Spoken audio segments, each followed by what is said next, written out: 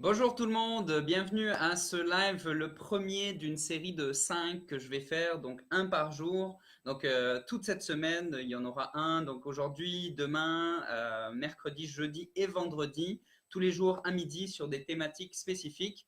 Et ça va vraiment être autour de ces 5 étapes vraiment fondamentales et indispensables pour que vous puissiez recharger votre énergie à bloc pour pouvoir tout simplement vous relever du cancer et passer définitivement à autre chose, vivre votre vie idéale. Donc, si vous ne me connaissez pas, je me présente. Moi, c'est Mathis Couchot. Je suis révélateur d'énergie.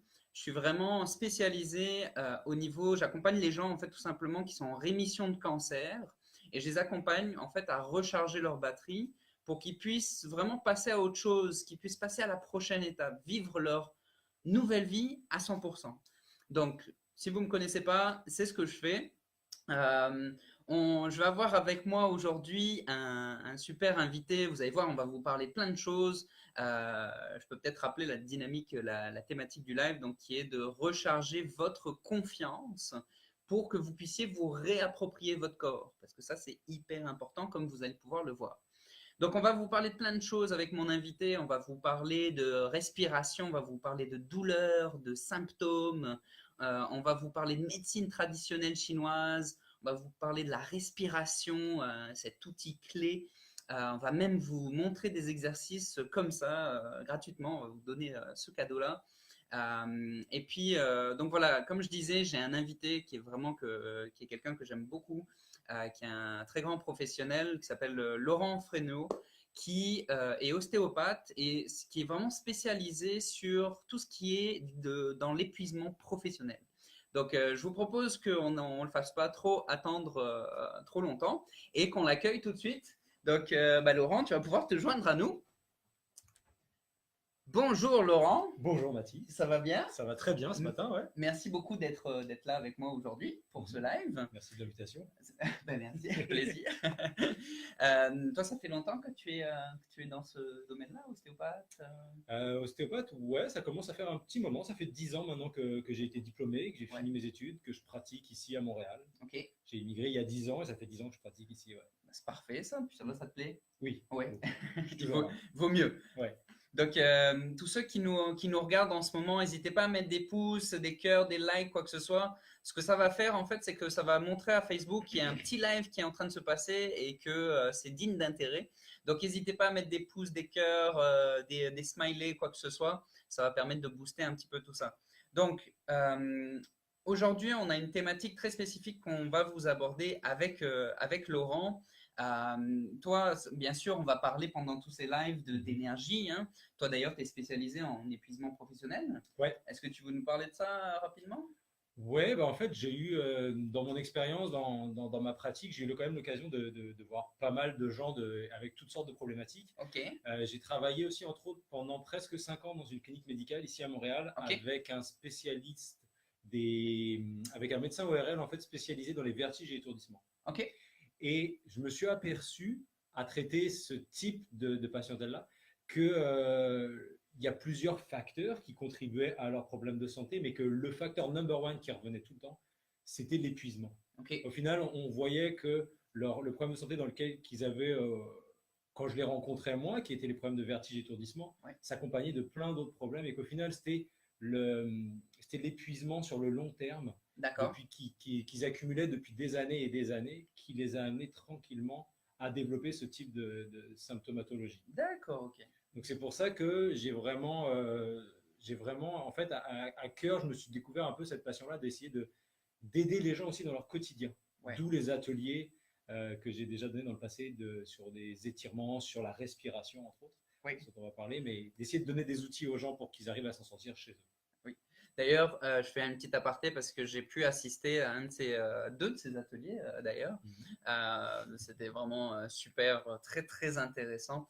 Je vous recommande d'aller voir un petit peu sa page professionnelle. C'est vraiment un très grand professionnel, un très grand expert là-dedans, puis il fait très bien les choses. C'est pour ça d'ailleurs qu'on l'a invité aujourd'hui, parce on aime ton approche, tout C'est simplement.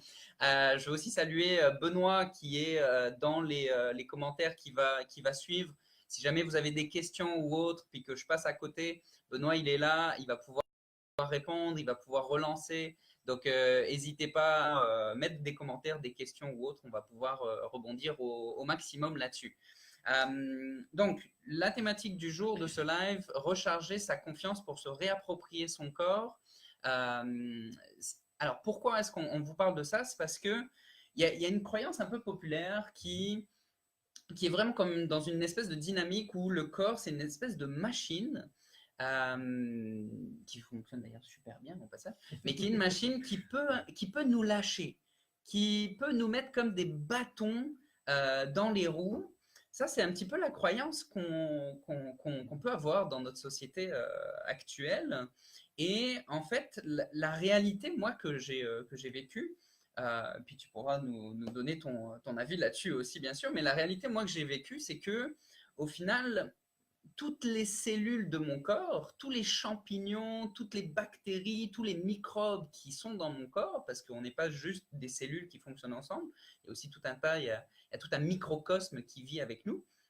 Et ben, chacune de ces cellules-là et de ces microbes-là, ils ont un seul objectif, c'est de survivre. Donc du coup, si on considère cette réalité-là, comment est-ce qu'on peut penser que ben, justement notre corps il peut nous mettre des bâtons dans les roues pour être en santé? Donc il y a quelque chose qui colle pas entre ces deux points de vue là. Et moi, si je parle de mon expérience vraiment très personnelle du cancer que j'ai eu quand j'étais plus jeune, euh, moi j'ai vécu via ce cancer-là au final, je me suis vraiment dit à un moment donné, bah, en fait mon corps il m'a trahi, il m'a laissé tomber quelque part. Et ça m'a fait pas mal réfléchir comment ça se fait que ce corps-là, en parallèle, ces cellules-là qui veulent survivre, qui veulent comme exister, qui veulent perdurer dans le temps, ben, comment ça se fait que j'ai ce feeling-là, que mon corps il me lâche, qu'il me trahit, et puis que ben, ça soit pas comme quelque chose sur lequel je puisse compter à 100%. Et donc ça a vraiment été un clash entre ces deux choses-là.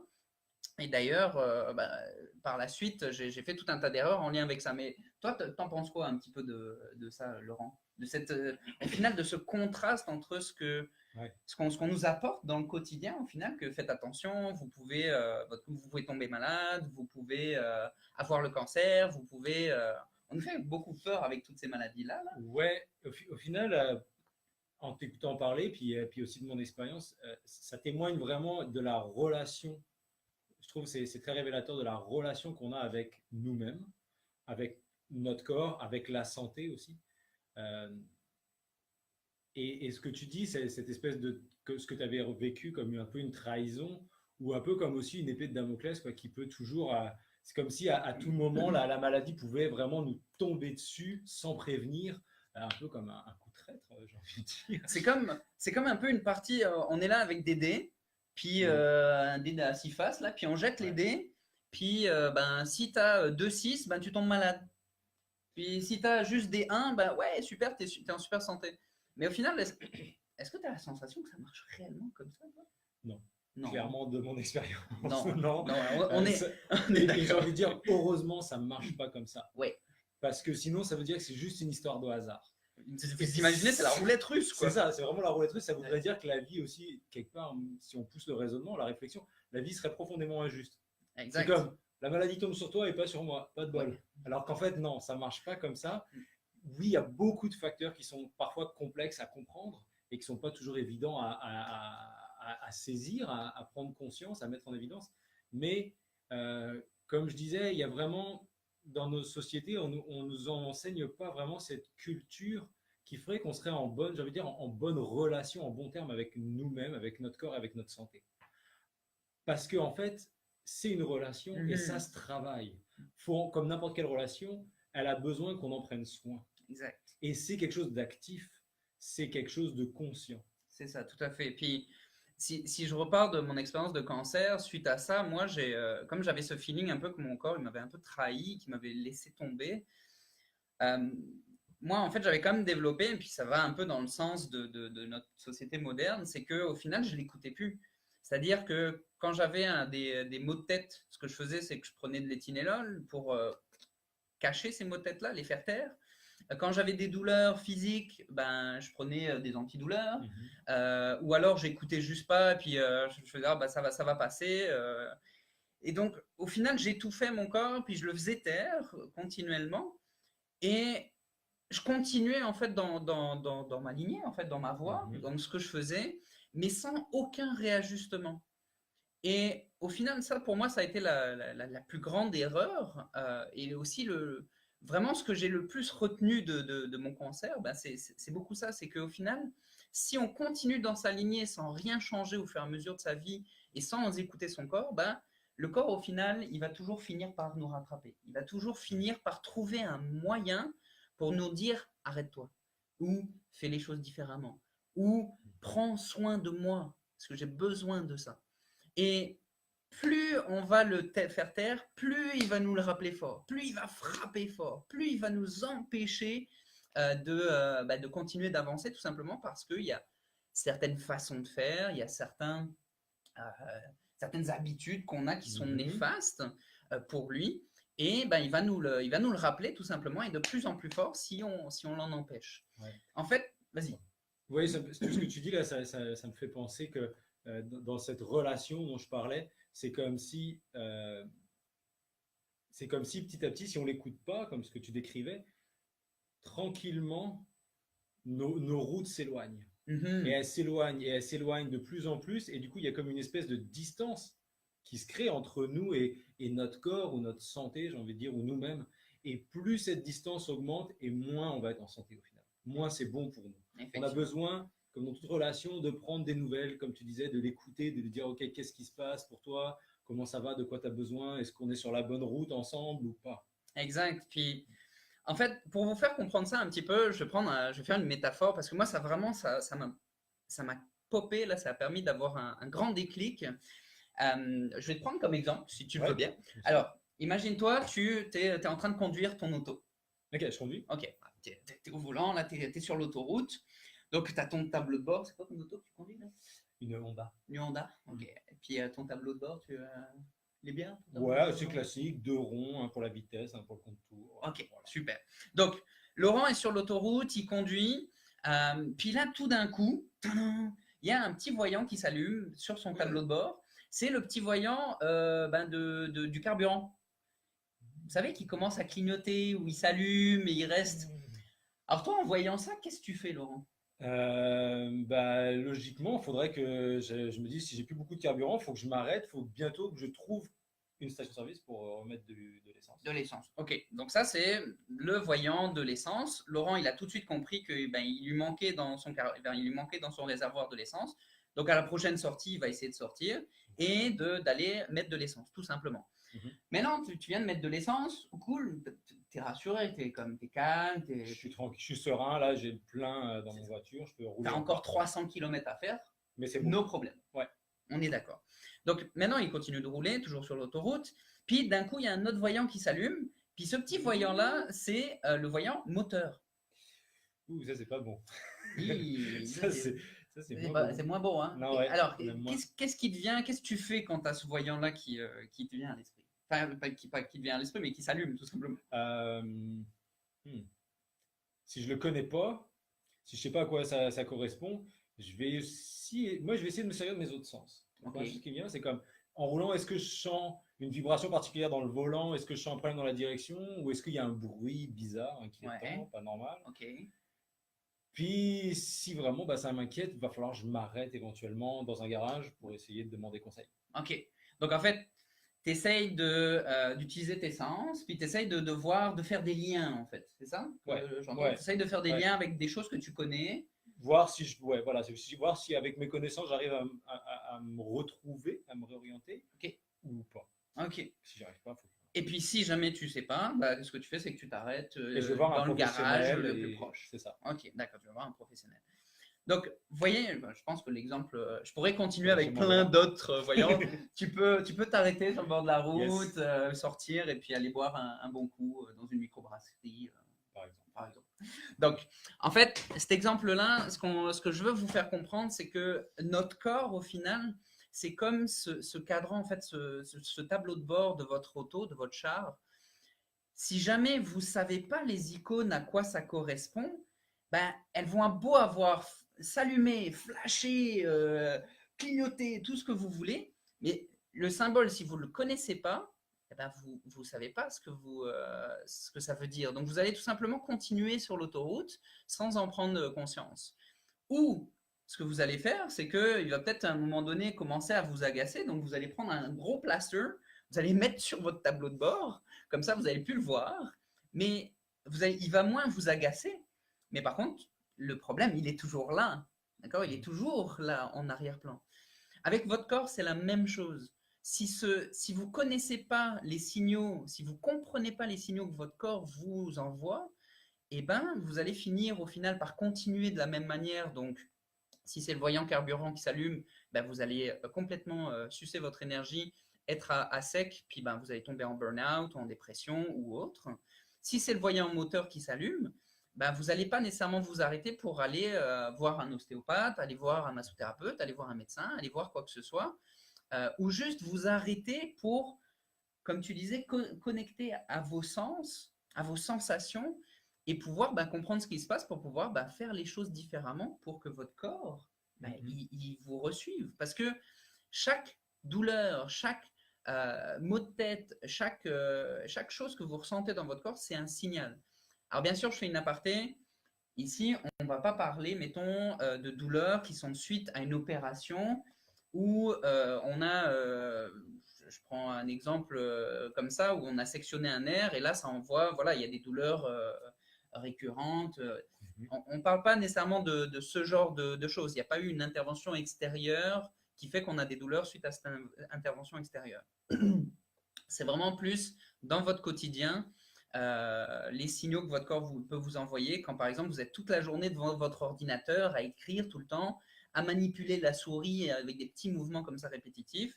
Ça se peut qu'à un moment donné, vous ayez des douleurs, ça se peut que vous développez des douleurs à l'intérieur ici, et puis que si vous ne vous écoutez pas, si vous ne faites pas des étirements, si vous ne faites pas des échauffements à votre travailler ou autre, ça se peut qu'à un moment donné, vous ayez des problématiques de tunnel carpien. D'accord? Et là, vous allez devoir vous arrêter parce que votre corps va vous forcer à vous arrêter.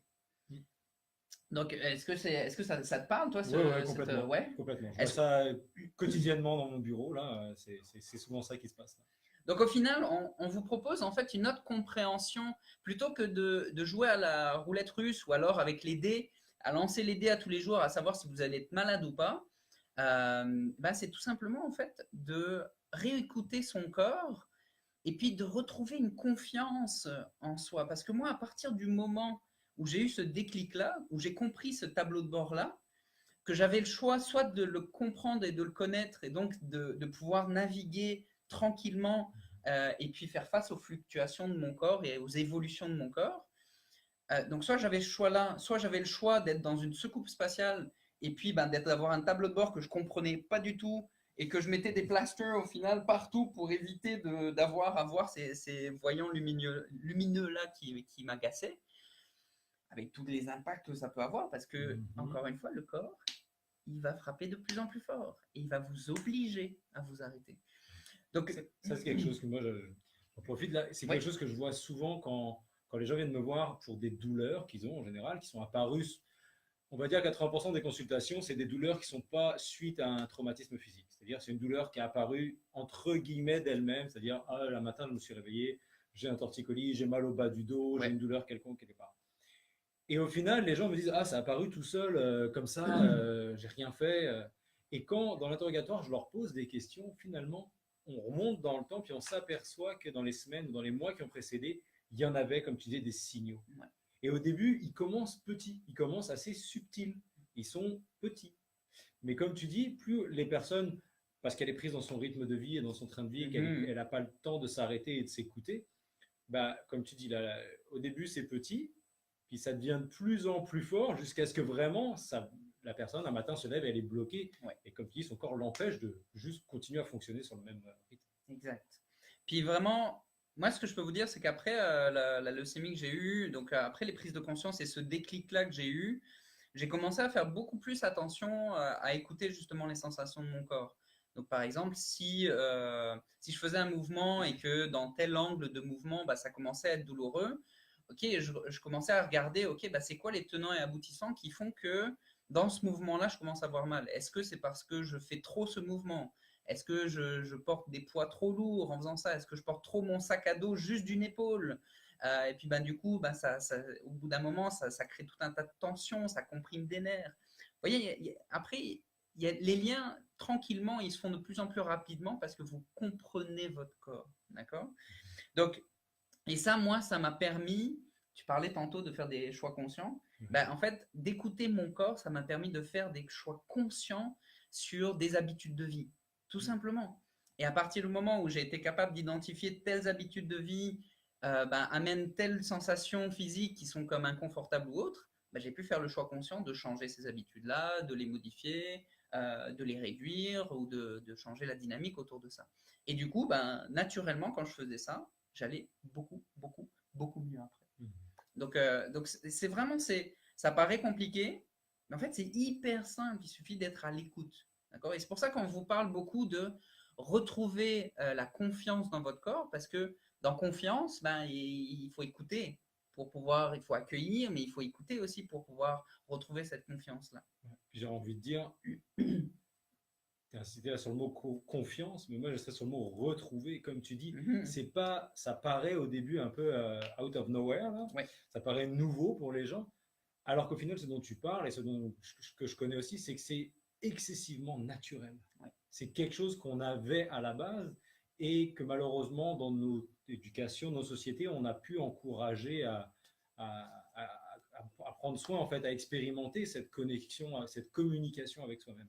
Alors qu'en fait, c'est vraiment naturel. J'ai envie de dire, Exact. On est tous avec ça à la base. Exact.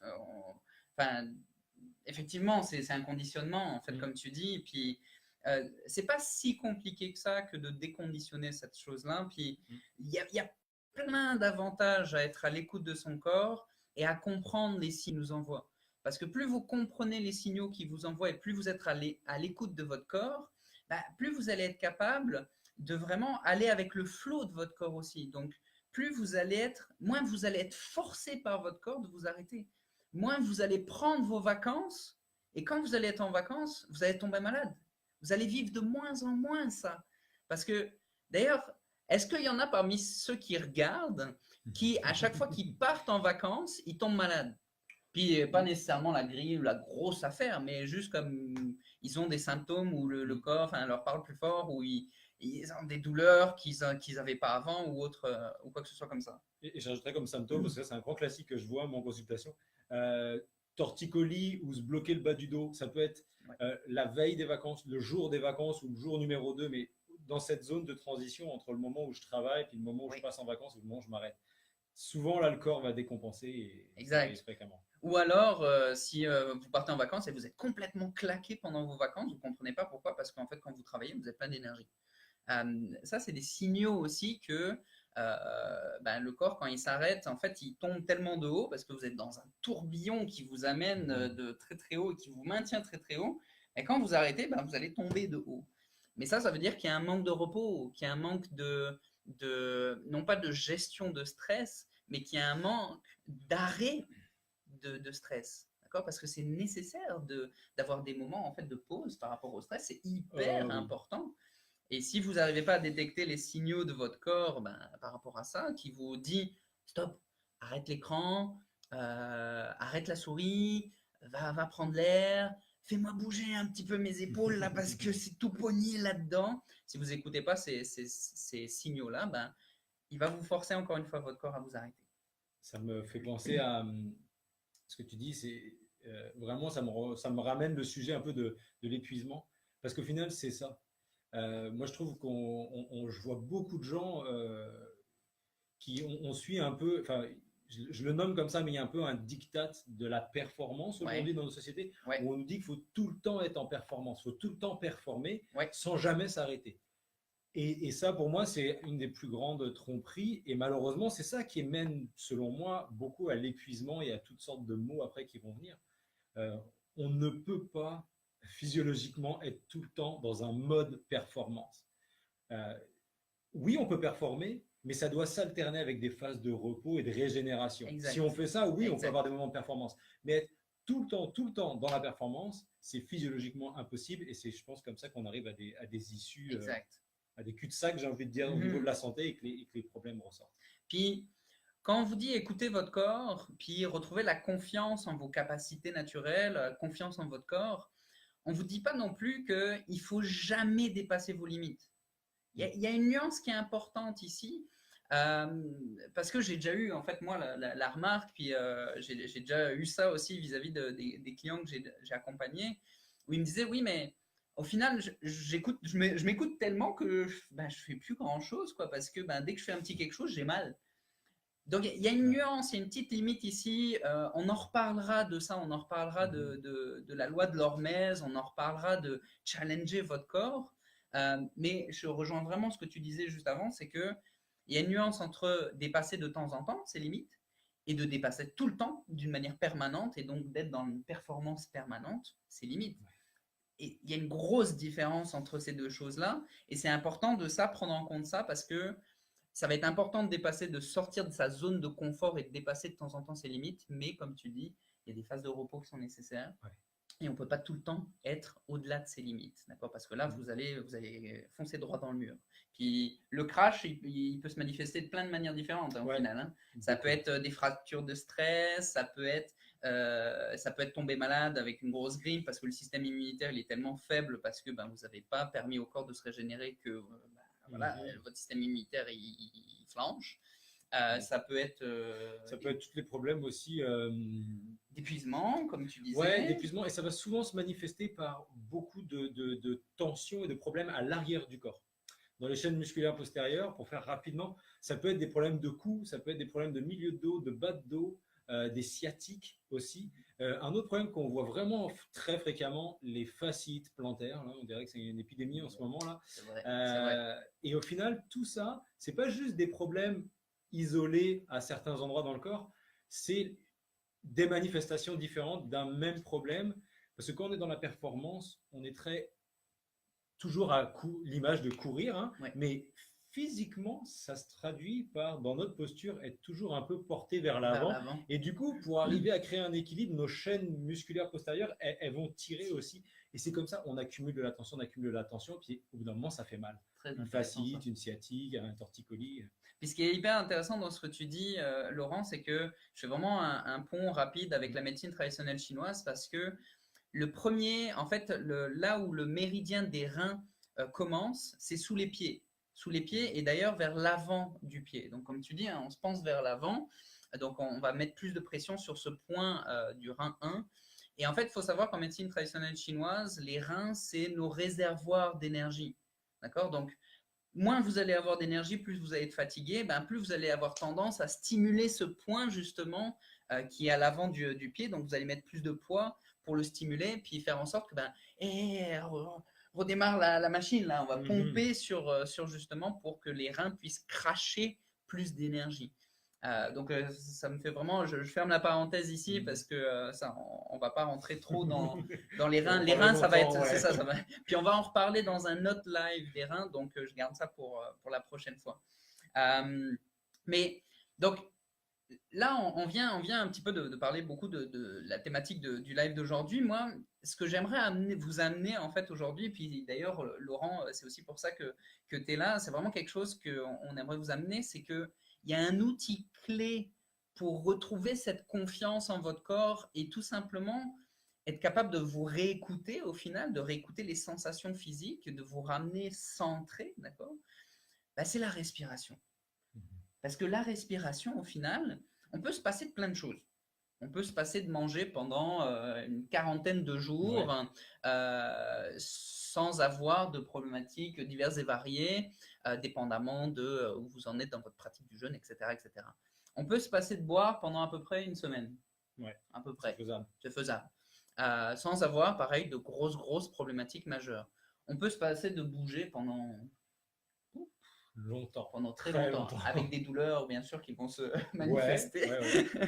Mais c'est ça, on peut quand même se passer de bouger. On peut se passer de voir, on peut se passer d'entendre, on peut se passer de tous ces sens.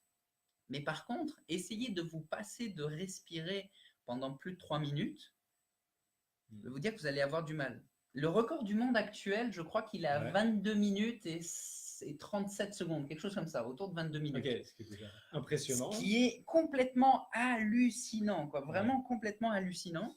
Mais ça a été fait, ça a été réalisé dans des conditions très spécifiques. C'est-à-dire que la personne, juste avant ça, elle a hyper oxygéné son corps avec du dioxygène pur. Elle a fait le record immergé complètement. Donc, il faut savoir que quand vous êtes immergé sous l'eau complètement, automatiquement, il y a une réaction naturelle du corps qui va ralentir votre rythme cardiaque.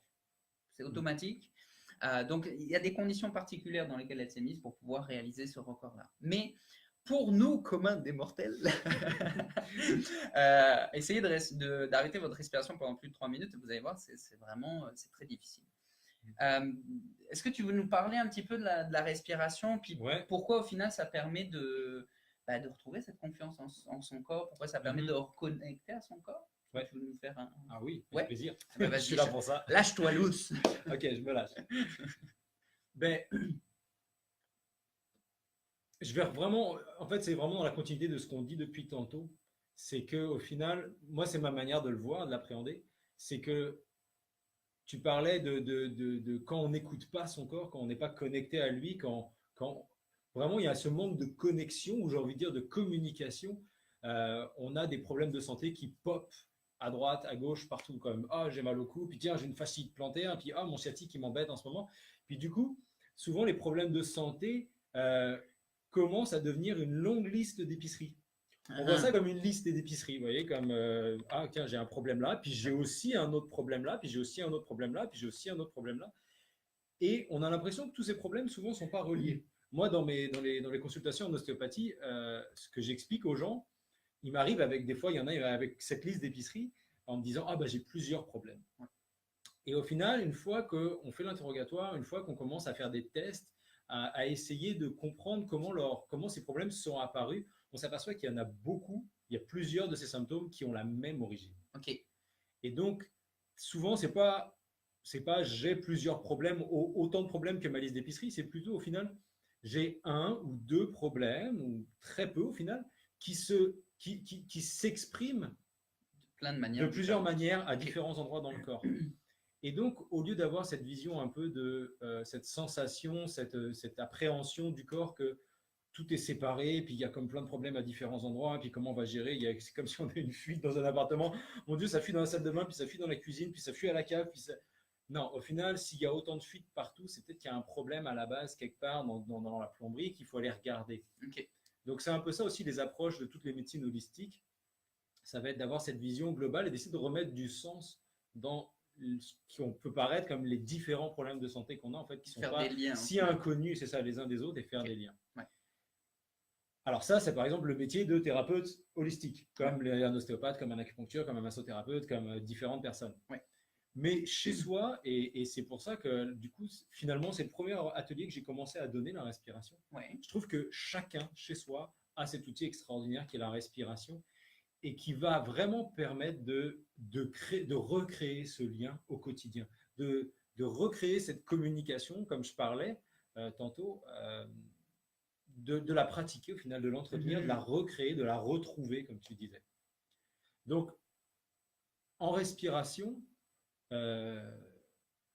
j'avais pensé, en fait, je fais aussi dans mes loisirs de la danse avec un professeur de danse de 5 rythmes, mais qui est aussi un excellent massothérapeute au passage, Eric Iverson.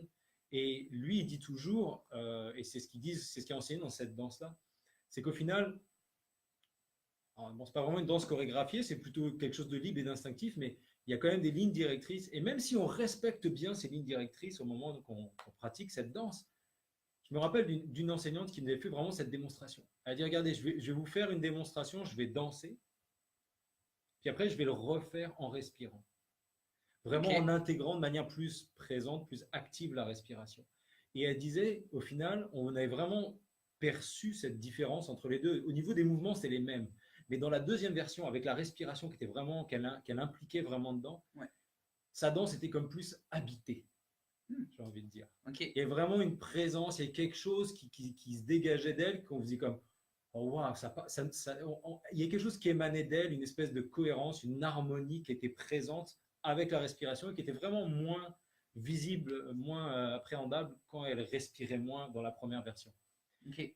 Et j'aime vraiment beaucoup cette image de la respiration au final qui est là pour apporter un lien, qui est là comme pour apporter une cohérence, une harmonie dans tout notre corps et unir les choses. Donc en fait, ce que tu es en train de dire, c'est que la respiration, je reprends cet exemple de Mhm. la professeure de danse, à partir du moment où elle s'est mise à plus respirer consciemment, plus respirer avec sa danse et tout, ce que tu es en train de dire, c'est comme si ça l'avait remis dans son corps. C'est comme si elle était encore plus présente dans son corps. Ouais, C'est ça? c'est ça. Ok. C'est ça. Ok, intéressant. Oui, vraiment. Qu'est-ce que, au niveau physiologique, qu'est-ce qui se passe en fait au niveau de la respiration? Rapidement, sans Ouais, rentrer dans ouais. tous les détails, parce que c'est au niveau physiologique, la respiration là, il y a des thèses là-dessus. Là. C'est comme il y a tellement d'interactions au niveau de la respiration que c'est hyper complexe en fait. Les mécanismes physiologiques à l'intérieur, c'est hyper complexe. Donc sans rentrer dans tous ces détails-là, qu'est-ce que tu peux nous dire vite fait par rapport à la respiration? Alors, moi, comme j'aime bien l'expliquer et l'enseigner au final aux gens, je vais essayer de repartir de la base. Donc, on va essayer de faire les choses simples Oui. Et compréhensibles et vraiment finalement accessibles pour tout le monde. Parce Oui, qu'on veut, c'est l'idée. C'est l'idée, on veut que vous puissiez vous servir, vous puissiez vous approprier cet outil pour prendre soin de votre santé au quotidien. C'est vraiment ça l'objectif. Exact. Donc, la respiration, c'est vrai qu'on peut aller très loin. On peut faire beaucoup de choses avec la respiration. On peut y apporter plein de nuances. Mais moi, j'aime bien repartir de la base, vraiment le basic, le plus simple. Parce que quand on maîtrise la base, en général, on maîtrise pas mal 70 à 80% du sujet. Là. Après, on peut aller affiner en rajoutant un peu des nuances, tout ça, pour faire des petites choses plus spécifiques. Mais la base, c'est le socle fondamental. C'est ce qui va vraiment vous donner aussi du pouvoir là-dedans. Ok. Donc, c'est quoi cette base-là? Cette base-là, comment je l'explique? Tu as besoin d'un peu plus de place. Je vais place. tasser un petit peu, Je vais amicalement, c'est ça. Et je vais légèrement baisser la caméra parce que ce qui va être intéressant, c'est de voir un petit ce peu beau buste, regardez-moi. Oh là là. La respiration, le point de départ de la respiration, le premier acteur dans notre corps de la respiration, c'est le diaphragme. Tout le monde en a entendu parler, plus ou moins, là, au moins de nous. Le diaphragme, ça se situe à peu près ici. Okay, donc on pourrait dire, c'est un muscle, tout d'abord. Donc un muscle, ça se contracte et ça se relâche. C'est ce que va faire le diaphragme, il va se contracter et se relâcher. Et il est à peu près, c'est comme une peau de tambour tendue à l'intérieur, là, qui s'insère sur tout le pourtour de la cage thoracique et donc qui va vraiment faire le tour jusque dans le dos en arrière. Okay. Donc ça fait tout le tour du corps. C'est pas juste à l'avant. Non, c'est pas juste à l'avant. C'est comme un couvercle mais posé en dessous. Ouais. Okay. Ou si notre thorax, c'est notre thorax, là, notre cage thoracique était comme le fût d'un tambour, et ben le diaphragme, ce serait la peau du tambour. Ok. Mais à l'envers. Il est en bas du diaphragme. En fait, il sépare le thorax de l'abdomen, du ventre en dessous. Okay, il fait vraiment la séparation entre les deux. C'est un muscle qui est vraiment, il est particulier parce que c'est pas comme un biceps qui va de là à là, qui est plutôt en longueur, ce qu'on appelle un muscle fusiforme. Là, lui, il est vraiment, c'est une peau de tambour, donc il est tendu. C'est comme un disque au final, hein, vous voyez, mais qui serait ici à l'intérieur et qui s'insère sur les côtes, à la face interne des côtes et qui fait tout le tour. Et qui s'insère à l'arrière sur le dos. Et qui s'insère à l'arrière, quand il arrive à l'arrière, il vient s'insérer même sur la colonne vertébrale, puis il y a deux petites fibres même là qui ressemblent plus à un biceps mais en plus petit, qui s'insèrent sur les vertèbres lombaires même. Oh, lombaire. Donc il s'insère sur le bas du dos aussi, bien par exemple. Donc en fait, là si je fais un lien rapidement, ça veut dire que si je respire mal, ou si mon diaphragme est très contracté, il va tirer sur mes lombaires. Exactement. Et pas que. Et pas que. Oh my god. Sur toute la cage thoracique et sur toute lombaire. Le diaphragme alors c'est le muscle principal, le muscle respiratoire principal, premier. Ouais. Okay, donc c'est lui qui va faire l'essentiel de la respiration au repos, j'ai envie de dire. Ok. C'est au repos, c'est presque, aujourd'hui on va focuser juste sur lui, mais c'est quasiment lui qui fait toute la job. On va dire qu'il est capable de remplir à peu près 70% de la capacité pulmonaire. Donc il peut remplir nos poumons à peu près à 70%, quasiment juste par son action à lui tout seul. C'est énorme. Oui, c'est pour ça que je dis que c'est la base et au final il est vraiment important. Après, on a d'autres muscles qui vont nous permettre d'aller chercher le 30% qui manque quand par exemple on fait du sport et que là on a besoin de plus d'oxygène. Mais sinon, au quotidien, dans notre activité, comme là on est en train de parler, si on ne fait pas un effort physique, c'est principalement lui qui travaille. Ok, d'accord. Et il va du coup, à chaque respiration, il va se contracter, puis se relâcher. Ok. Et ça, donc, sur 24 heures, il le fait plus de 20 000 fois. 20 000 fois. Ouais. En une journée. En une journée, de 24 heures, ouais. Vous pouvez faire le calcul, en moyenne, on respire 14 cycles, 14 respirations par minute. Si on fait le calcul, je crois que ça fait quelque chose comme 20 160 ou 20 360 fois sur 24 heures. Donc, encore une fois, 70% de la respiration, 20 000 fois par jour, c'est énorme. C'est un marathonien, en fait, le diaphragme. C'est un coureur de fond et c'est 20 000 fois sur 24 heures. Mais imaginez le nombre de jours qu'on vit dans une vie. Oui. Donc, il contracte j'ai pas calculé combien de fois ça peut faire sur une vie de, mettons, 80 ans au moins. Ça doit être pas loin d'1 million. On va perdre tous ceux qui n'aiment pas les chiffres. Mais bon, bref, il contracte beaucoup, beaucoup. Ouais. Et c'est vraiment un marathonien qui est là pour, à chaque respiration, travailler. Donc, de remettre, et c'est pour ça que j'ai commencé à vouloir enseigner la respiration dans les ateliers, pour remettre de la physiologie là-dedans. Parce que si on respire de manière croche, de manière toute tendue, on fait quelque chose de croche pour notre corps 20 000 fois par jour. Puis, c'est quoi respirer croche, au final? C'est quoi le... Qu'est-ce qui fait que le diaphragme, il peut ne pas fonctionner de manière normale ou bien ouais. Parce que, ok, c'est comme un disque, mais au final, quand ça se contracte, ça fait quoi ce disque-là? Alors, il peut y avoir plein de raisons, plusieurs facteurs qui vont venir le perturber, mais l'une des choses les plus classiques qu'on voit, et pour ça, je vais te poser la question. Oui. Le diaphragme est tendu ici. Oui. On va dire à peu près ici, comme ça. On a dit qu'il fonctionne à chaque respiration. Oui. Donc, il va fonctionner à l'inspiration et à l'expiration. Oui. Ok. Quand on inspire, oui. le diaphragme va se contracter. Déjà, je te le dis, il se contracte à l'inspiration. Oui. Et il va se détendre à l'expiration. Oui. Est-ce qu'il monte à l'inspiration ou est-ce qu'il descend? Moi, je suis un peu mal placé parce que je le sais, ce qu'il fait. Mais avant, mettons, d'avoir toute ma formation en massothérapie et autres formations en bien-être, d'une manière intuitive, j'aurais dit à cette époque-là qui montait. Ouais, c'est ça. C'est la réponse la plus classique parce que les gens disent, je leur pose la question, ils font l'inspiration, ils font... Il doit monter. Ouais, c'est ça. Et en fait, justement, non, c'est ça. Il descend. Bon, toi, tu le savais. Oui, moi, je le savais. C'est ça. Mais, donc, oui, le diaphragme, en fait, descend quand on inspire. Donc, quand on gonfle comme ça, là, il descend. Ce qui peut paraître déjà, ce qui est souvent une surprise pour les gens.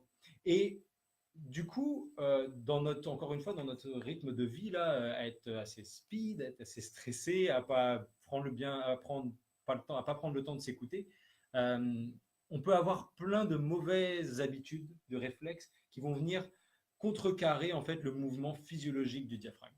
Ok, donc en fait, tu veux dire des habitudes qui vont contrecarrer le fait qu'à l'inspire, le diaphragme, au lieu d'aller vers le bas, il va soit rester un peu en place, ou soit aller pas autant vers le bas qu'il devrait, ou soit il va y avoir en fait il va s'inverser? Non, il va pas quand même s'inverser. Okay. Par contre, en fait, il a besoin. Heureusement, sinon on serait vraiment pas en santé. il va avoir besoin rapidement de descendre à l'inspiration, donc il va descendre vers le bas et vers l'avant. Okay. Et ce qui se passe, c'est que sous le diaphragme, qui est à peu près ici, dans le ventre, il y a les organes. Il y a beaucoup d'organes en fait qui sont en contact directement anatomique avec le diaphragme. Les organes comme gros intestin, intestin grêle, le foie, l'estomac, la rate, les reins avec les glandes surrénales. Ça, c'est en dessous du diaphragme. Quelques organes vraiment pas utiles. Non. Alors, vous pouvez vous en passer, mais alors on les enlève, pas de souci, quoi. Puis si on regarde au-dessus du diaphragme, il y a juste les 2 poumons et le cœur qui touchent le diaphragme. Et le diaphragme est attaché sur les poumons aussi. Oui, il y a des ligaments qui unissent les bas des poumons au diaphragme, ce qui permet de respirer d'ailleurs. C'est ça. Donc, en fait, quand il se contracte, il tire vers le bas. Donc en fait, il tire les poumons vers le bas et il fait un appel d'air et qui fait rentrer l'air dans les poumons. Okay. Exactement. D'accord. Voilà. Okay. Donc, mais ce qui arrive du coup, qu'est-ce qui peut le gêner? C'est souvent que on va, pour X raisons, pour plein de raisons qu'on peut développer, qui sont nombreuses et qu'on peut pousser très loin, mais on va souvent garder le ventre contractés. On va garder les abdominaux contractés. On va pas, et du coup, cette sangle abdominale qu'on va contracter va, en fait, d'une manière, va garder les organes plaqués vraiment en dessous du diaphragme. Et au lieu que ces organes du ventre suivent le mouvement du diaphragme, ils vont l'empêcher. Et ce qui fait qu'on va pas bien respirer. C'est plate ça, parce que Bah, ouais. moi je fais plein de liens déjà. Le péristaltisme, pour ceux qui connaissent, je fais vraiment plein de liens à ce niveau-là, mais on va peut-être pas rentrer dans tous les détails. Non. Mais ça, juste ce que vient de nous expliquer Laurent, vous pouvez concevoir que le diaphragme et la respiration a un impact majeur sur votre santé, sur la circulation de vos selles à l'intérieur de votre gros intestin, sur la stimulation de vos surrénales et de vos reins, sur la circulation sanguine elle-même, parce que le diaphragme, du coup, comme il monte et il descend, il y a un peu un phénomène de pompe dans le corps.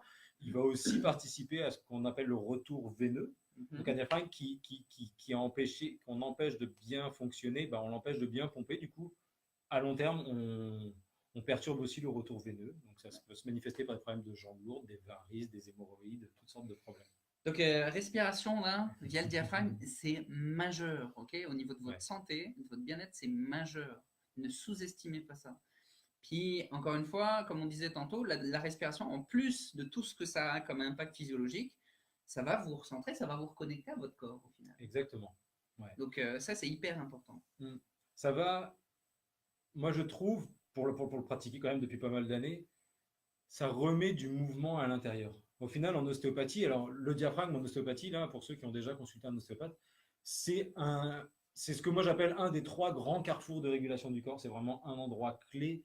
Et j'ai envie de dire, c'est rare les séances d'ostéopathie où on ne va pas aller voir le diaphragme, on ne va pas aller le tester et le travailler, parce que au final, à être en contact avec autant d'organes partout, là, moi je le considère comme un médiateur. Il est là finalement pour essayer d'accommoder un peu tout le monde, et en plus de faire sa job qui est de contracter 20 000 fois par jour, il doit en plus dealer avec tous les organes qui ont eux-mêmes leur propre tension, tout ça. Donc c'est vraiment un endroit c'est vraiment un organe très stratégique au final. C'est pas un organe, c'est un muscle, mais il a une fonction très centrale, très stratégique, beaucoup dans la régulation. Et il y a quand même, il y a plein de choses, comme tu disais, qui peuvent perturber son fonctionnement. Moi, il y a quand même un grand facteur qui me vient en tête là et qui perturbe énormément le bon fonctionnement du diaphragme. Je ne sais pas si on a le même. Moi, ça commence par un S. Ouais, ça commence par un S. Ouais. Ça suit d'un T. Ouais, voilà. Un R, un E, et puis 2 S. C'est ça. Le stress, effectivement. Ouais. Donc, le stress a des impacts majeurs sur le fonctionnement de votre diaphragme, entre autres, parce que ça a des impacts majeurs sur, au final, tous les organes. Ouais. Mais c'est ça va venir bloquer ou restreindre le bon fonctionnement du diaphragme d'une manière. Oui, et ça, c'est des réactions même presque instinctives. Je veux dire, vas-y, stresse-moi. Ah et qu'est-ce que je fais là?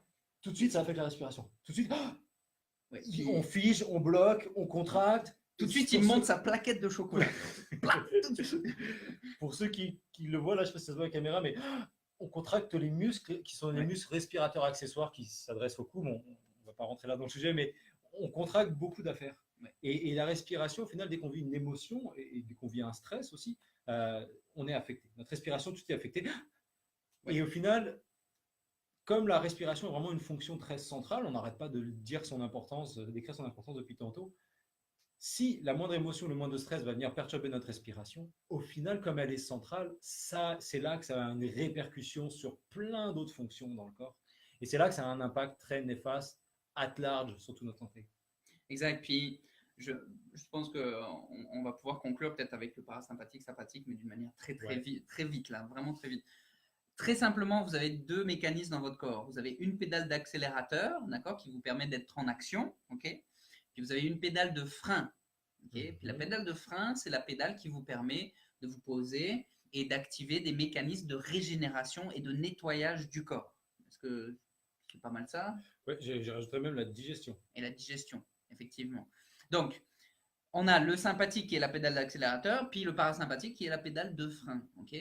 On a tendance, dans notre société moderne, à être beaucoup sur l'accélérateur, énormément sur l'accélérateur, Puis le frein, c'est accessoire un peu. C'est comme, le frein, c'est quand je dors le soir. Quand je dors 5 heures le soir. Voilà. C'est très limite. Ça amène beaucoup de débalancement dans le corps. On ne va pas rentrer dans tous ces détails-là parce que là, on peut en parler pendant 3 heures. Mais juste pour vous dire que, en fait, si vous activez pas suffisamment cette pédale de frein, et ben, le diaphragme va en ressentir les effets néfastes. C'est-à-dire qu'il va avoir tendance à moins bien fonctionner, à moins fonctionner en amplitude. Et on l'a dit, c'est un organe qui est énormément affecté par le stress. Donc, il fonctionne vraiment moins bien quand vous êtes stressé. Donc, si vous ne compensez pas avec un peu de frein de temps en temps, à vous poser, des méditations, de la respiration, bien dormir la nuit, ventiler, prendre l'air dehors, ben, tout ça amène beaucoup, beaucoup de problématiques. Ouais. Moins bonne, tout de suite, déjà une moins bonne oxygénation.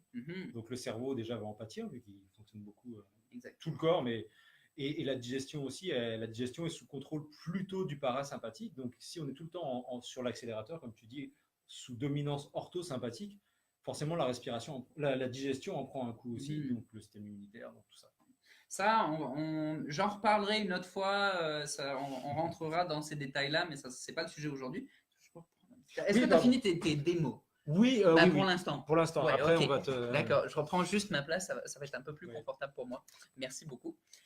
Donc, en fait, pour en revenir à la respiration, sincèrement, il y a mille et une pratiques et techniques de respiration.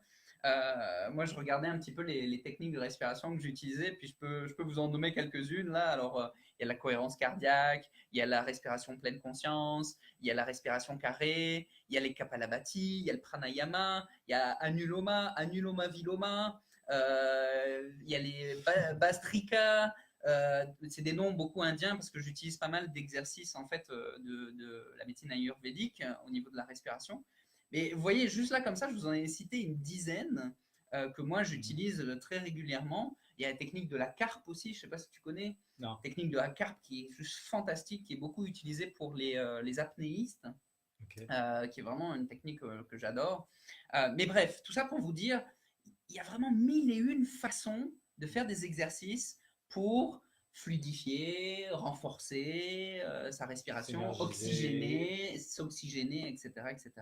Donc, il va y avoir des respirations qui vont être plus calmantes, puis il va y avoir des techniques de respiration qui, au contraire, vont être plus énergisantes. D'accord? Donc, ça, on ne va pas vous présenter comme 10 000 exercices, mais par contre, je pense que tu voulais nous présenter quand même des exercices, un ou deux exercices de respiration qui sont très accessibles, je crois. Oui, vraiment accessible pour tout le monde. Je ne sais pas ce qu'il va nous faire, je découvre. On va se servir de Mathis pour pratiquer. Ça marche. Mais c'est pour juste revenir à ce que tu viens de dire, c'est vrai qu'il existe beaucoup de techniques différentes dans la respiration. Et moi, ce qui m'intéresse aussi, et c'est mon point, c'est ma manière d'aborder la chose, mais je trouve ça intéressant d'essayer de remettre de la physiologie, c'est le but des ateliers, dans la respiration quotidienne. Celle qu'on fait justement 20 000 fois par jour. Celle à laquelle on ne pense pas. Parce que même si ça fait si la différence, entre guillemets, j'ai envie de dire petite, de avant et après, si elle n'est pas très spectaculaire, le fait qu'on la fasse 20 000 fois par jour, ça a un grand impact sur le corps. Effectivement. C'est ça. Juste avant que tu nous montres l'exercice, je voulais juste faire un petit lien en fait avec la médecine traditionnelle chinoise. Ce que je trouve très intéressant, c'est que en médecine traditionnelle chinoise, les poumons, ça fait partie des organes très importants du corps, bien sûr. Mais ce qu'il faut bien comprendre, c'est que en médecine traditionnelle chinoise, chaque organe a une fonction physiologique, bien sûr, qui est très similaire à la médecine occidentale, mais ils ont aussi une fonction énergétique, émotionnelle, etc. Donc, ce qu'il faut comprendre, c'est qu'en fait, les poumons, ce qu'ils vont faire, c'est qu'ils vont venir prendre en fait l'oxygène, d'accord, et ils vont prendre surtout dans l'oxygène l'énergie, le qi, l'énergie vitale, appelez-la comme vous voulez. Je vais garder le terme de qi, qui est le terme japonais. Donc, il va prendre le qi de l'air, en fait, et il va venir l'intégrer et l'amener dans le corps, ce qi de l'air, d'accord? Une fois qu'il l'a intégré, qu'il l'a transformé, il va venir faire en sorte de s'assurer que ce qi-là, qui va être un qi, il va le transformer en qi protecteur, il va s'assurer que ce qi protecteur-là soit diffusé dans toutes les parties du corps, d'accord? Jusqu'au bout des doigts et partout, partout dans le corps. Et en fait, en médecine traditionnelle chinoise, on s'aperçoit que les poumons, c'est eux qui vont venir gérer en fait la peau. D'accord? Donc vraiment, la peau, notre peau, c'est les poumons, c'est l'organe des poumons qui gère énergétiquement la peau. Donc c'est eux qui vont venir gérer ouverture des pores de peau, fermeture des pores de peau, mais aussi la résistance, en fait, via cette peau-là, la résistance vis-à-vis de l'environnement extérieur. Ok? Donc au final, on s'aperçoit en médecine chinoise que les poumons, ils vont avoir un impact majeur sur votre système immunitaire et sur votre protection de votre corps vis-à-vis de l'extérieur, donc vis-à-vis du vent, vis-à-vis des bactéries, des microbes, toutes les cochonneries, j'ai envie de dire, qui peuvent traîner. Vous avez énormément, vous avez tout un système immunitaire qui est situé au niveau des alvéoles, dans vos poumons directement. Donc les poumons, c'est un organe vital pour justement vivre d'une manière en santé et pas lancer des dés comme on disait tantôt, puis lancer des dés, puis faire ah tiens j'ai 3-6, je tombe malade aujourd'hui. Ouais. Donc organe vital pour préserver sa santé, les poumons. Et ce qu'il faut voir aussi, c'est que les poumons vont beaucoup gérer tout ce qui est barrière, d'accord? Donc tout ce qui est garder en fait la maladie à l'extérieur et permettre au corps de fonctionner sur des bases stables, une énergie forte. Comme je disais tantôt, je parlais de ki protecteur. Donc avoir un ki protecteur fort qui va permettre au corps d'être fort vis-à-vis des changements climatiques, vis-à-vis des toxines qu'il va être amené à rencontrer, vis-à-vis des pluies acides si on rentre dans ce genre de considérations-là. Et Dieu sait qu'il y en a de plus en plus des pluies acides avec la pollution. Donc tout ça, c'est pour avoir cette énergie-là forte, il faut des poumons forts. Et je peux vous dire que moi, quand j'ai eu le cancer, en fait, j'ai eu un spongiforme en fait, à l'hôpital qui se baladait dans l'aération, la ventilation. Et en fait, ce spongiforme-là, c'est une espèce de champignon. Et en fait, il m'a mangé, moi, la moitié de mon poumon droit. Donc, ce qui fait que j'ai été opéré. Ils m'ont en fait ouvert à l'arrière, ils ont enlevé l'omoplate, pardon. Ils ont enlevé l'omoplate et ils ont dû gratter en fait la moitié du poumon droit parce que il était complètement rongé par ce champignon-là. Donc on m'a enlevé cette moitié de poumon droit-là et je peux vous dire que dans les années qui ont suivi, mon système immunitaire il était vraiment pas super performant et j'avais quand même pas mal de difficultés au niveau du souffle. J'avais beaucoup de mal en fait, que ce soit dans l'endurance, que ce soit à respirer profondément. Bon, maintenant mon poumon a repoussé, c'est aussi ça la puissance de guérison de votre corps, c'est que moi mon poumon il a repoussé à 98-99%. J'ai quelques traces cicatricielles en fait aux échos. D'ailleurs, ça fait toujours peur à l'immigration parce qu'ils croient que j'ai la tuberculose. Ah oui.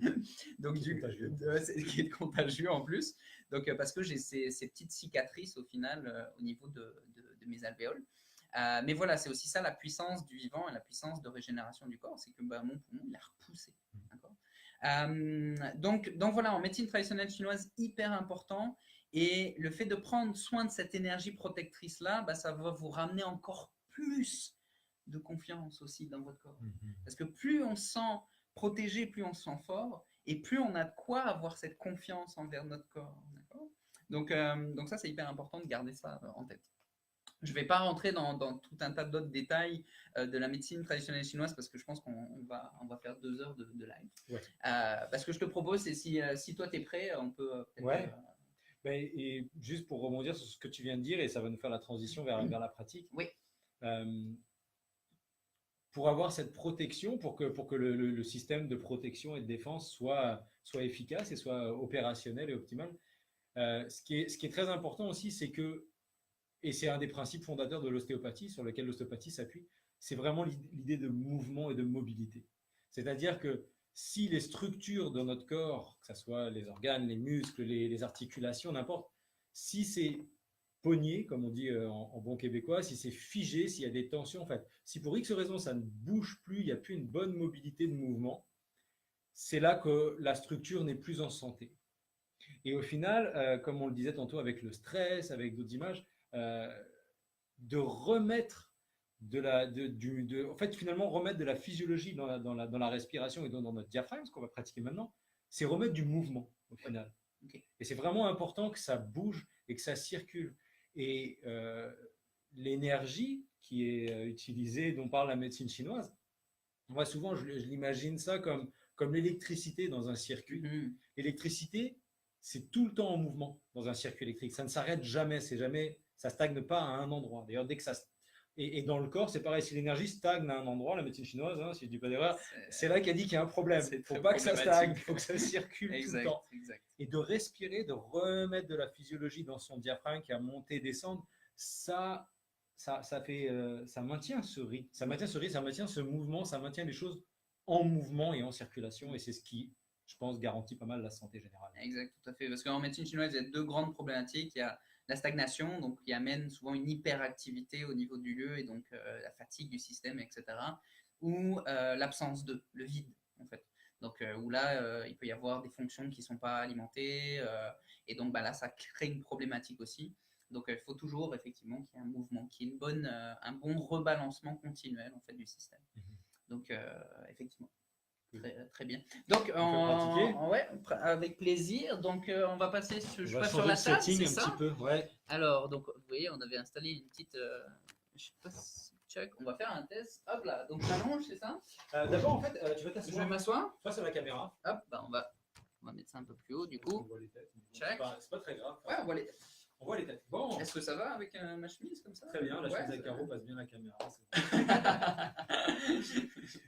Donc, simplement, on va faire d'abord des exercices.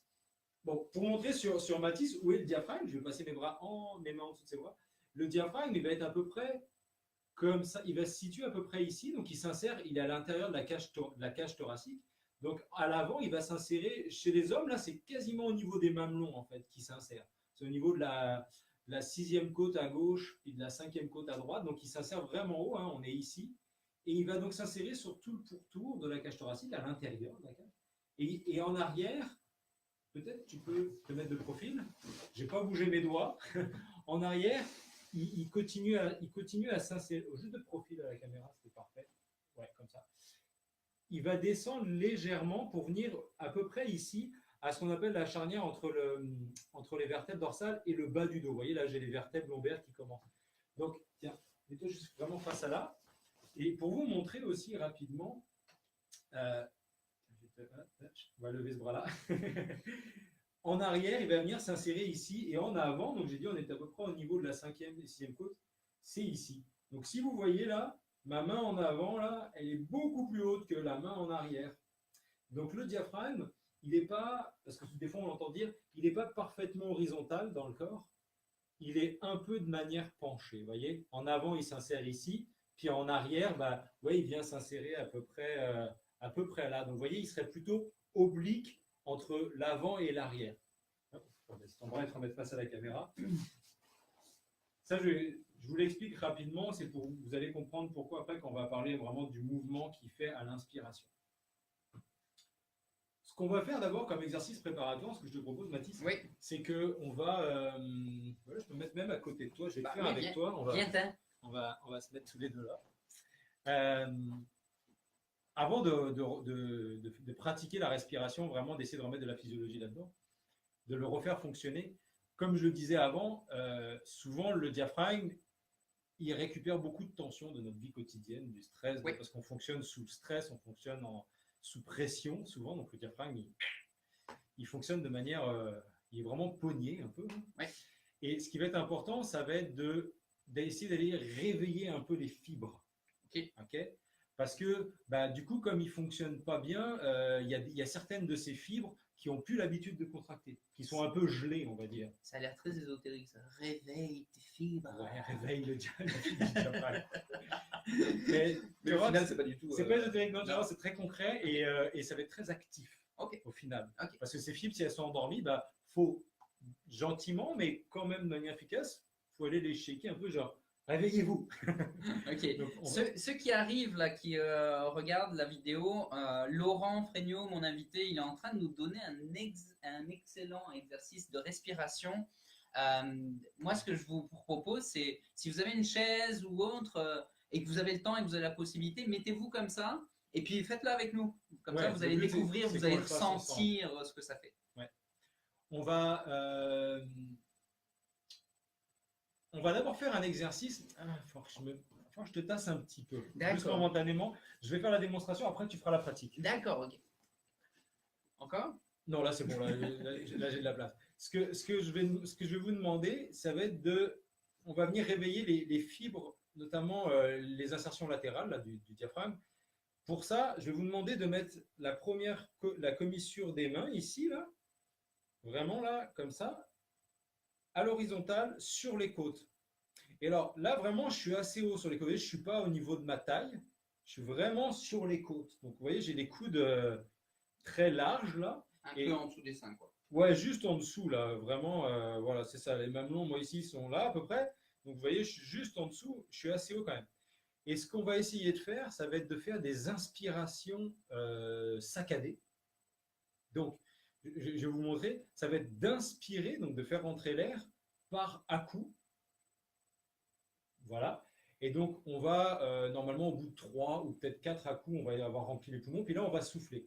Et ce qu'on va essayer de faire aussi, c'est vraiment de nos mains. C'est pour ça que je vous fais mettre les mains sur le côté. Ça va être d'essayer au niveau de l'intention, de faire augmenter la cage thoracique, vous voyez, en largeur, comme ça.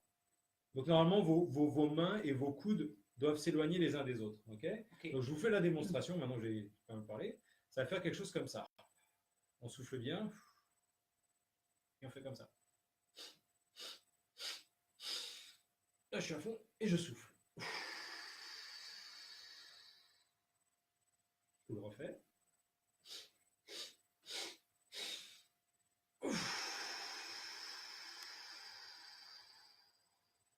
Et on prend le temps de bien expirer.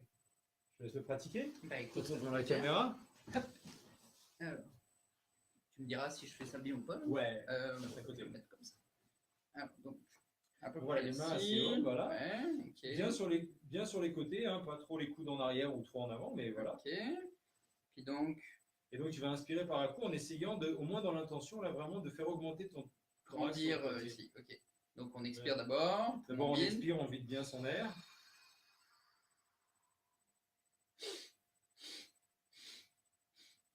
Et on souffle. Et voilà, il faut. Et dans l'intention, il faut. Donc quand on souffle, les mains et les coudes se rapprochent. Et vas-y. Quand on inspire, ça s'éloigne et on souffle. Pendant que Mathis fait ça, on va venir chercher certaines fibres du diaphragme qui font s'écarter le thorax en largeur et qui n'ont plus trop l'habitude de travailler parfois. Donc c'est comme ça qu'on fait le réveil. Tu nous fais une dernière. Ok.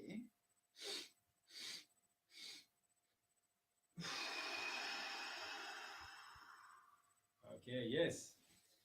Donc ça, c'est un des exercices que je donne dans les ateliers pour réveiller. Il y en a d'autres là, mais aujourd'hui, on va juste en faire 2. Donc ça, c'était le premier. En termes de sensations, je vous communique en live ce que je ressens là. J'ai comme l'impression en fait qu'il y a plus d'espace entre mes côtes latérales. Puis c'est comme il y a comme un mouvement en fait, il y a un mouvement de chaleur dans cette zone là, ici, qui descend comme ça. C'est vraiment ce que je sens là tout de suite. C'est bon. On parlait d'éveil, non? De réveil. C'est ça, on parle de réveil. S'il y a chaleur, c'est parce qu'il y a plus de circulation, il y a plus de travail, il y a plus d'énergie qui afflue justement. Et c'est ça un peu le but, peut-être que cette zone-là avait tendance à être un peu endormie et à moins travailler. Donc là, on vient la réveiller. Elle est tendue en ce moment, cette zone-là. Petit insight. C'est ça. Du coup, c'est ça. Okay. L'autre exercice que je vous propose, ça va être un exercice que j'ai appris avec des profs de chant. Okay. En fait, c'est un exercice pour venir rééquilibrer un peu la pression. Comme je vous ai dit, le diaphragme, c'est comme une membrane qui sépare le thorax du ventre. Et au final, si c'est une membrane, on pourrait dire qu'il y a c'est comme qui séparent deux caissons. Donc, il y a le caisson thoracique et le caisson abdominal. Donc, on va essayer de rééquilibrer un peu la pression entre les deux caissons, d'essayer de rééquilibrer ça. Pour ça, c'est très simple. On peut le faire en étant assis l'un à côté de l'autre. Ça va être de prendre une grande inspiration, de remplir ses poumons le plus possible. Et pour ça, à chaque fois qu'on fait un exercice comme ça, il faut vraiment prendre le temps. Il faut y aller doucement. Pour bien remplir ses poumons, il faut y aller doucement. Il ne faut pas inspirer vite et fort. Il faut inspirer tout doucement, tout doucement, tout doucement. Et c'est comme le lièvre et la tortue. Plus on y va doucement, plus on va loin. Oui, exactement. Juste au passage, il y a des yogis en Inde qui arrivent à faire en une inspiration, ça dure comme 15 minutes. Tellement ils inspirent des toutes petites quantités d'air comme ça, puis ils inspirent comme ça pendant 15 minutes, ils remplissent tous leurs poumons dans tous les sens, toutes les directions, et après ils expirent un mince filet d'air. C'est vraiment impressionnant. Ça serait intéressant de comparer quelle quantité d'air ils sont capables de faire rentrer versus la moyenne des gens. Parce oui, que effectivement. Plus on va doucement, ça plus l'air a le temps de bien rentrer partout et de combler tous les coins là, du poumon. Et on en rentre beaucoup au final. Moi, quand je fais une respiration maximale, donc quand je vais chercher toute la capacité de mes poumons, ça dure au moins 10 secondes, une bonne inspiration. Et après, quand on souffle, les gens sont souvent impressionnés de voir il sort de l'air, il sort de l'air, il sort de l'air. Oui, parce qu'on a fait rentrer beaucoup en prenant le temps. Ça me fait penser d'ailleurs à un des points clés de l'ostéopathie au final. C'est qui disait ça? C'est une des fondatrices de l'ostéopathie qui disait que il n'y a aucune technique trop profonde, il n'y a que des techniques trop rapides.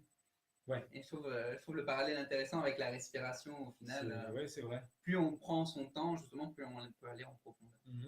C'est pour ça que pour ceux qui connaissent déjà l'ostéopathie, qui ont pu expérimenter, tout dépend. Il y a différents courants dans l'ostéopathie, différentes manières de travailler. Mais des fois, souvent, vous avez peut-être expérimenté que l'ostéopathe pose ses mains et que vous avez l'impression des fois qu'il ne fait rien. Et une technique peut durer jusqu'à 15-20 minutes parfois. Mais quand on fait en apparence rien, c'est qu'on travaille sur de la micro-mobilité. Et cette micro-mobilité nous permet, et surtout quand on prend le temps, comme tu viens de le dire, d'aller vraiment, vraiment travailler en profondeur. Et c'est incroyable à quel point on peut aller vraiment en profondeur. Là, on peut aller travailler jusqu'à l'intérieur des os, par exemple, dans une technique intra-osseuse. On va travailler sur la trame de l'os. C'est une exploration extraordinaire. Donc, deuxième exercice, ça va être ce que j'appelle un S soufflé. Okay. Donc, on va prendre, comme on a dit, le temps de bien remplir nos poumons à fond. Oui. Et on va souffler à travers nos dents serrées, en faisant le son S. Comme ça. Voilà. Okay. Et ça va permettre au diaphragme de... C'est comme, en fait, on pousse l'air, mais comme on ferme les dents, ça met une pression, ça met une contrainte à l'air pour sortir, ce qui fait que le diaphragme va fonctionner plus en pression, mais ça va lui permettre de se rééquilibrer dans les différentes fibres pour pousser de manière homogène, on va dire. Ça va l'aider à se rééquilibrer, en fait. C'est un exercice assez classique en chant. Donc, pour faire ça, vous avez besoin d'être simplement assis tranquillement. Vous pouvez le faire aussi debout ou même allongé éventuellement. Donc on souffle notre air pour juste vider nos poumons tranquillement.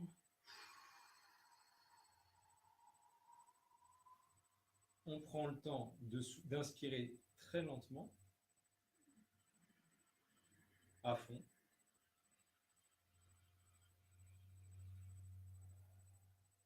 On serre les dents et on fait le S.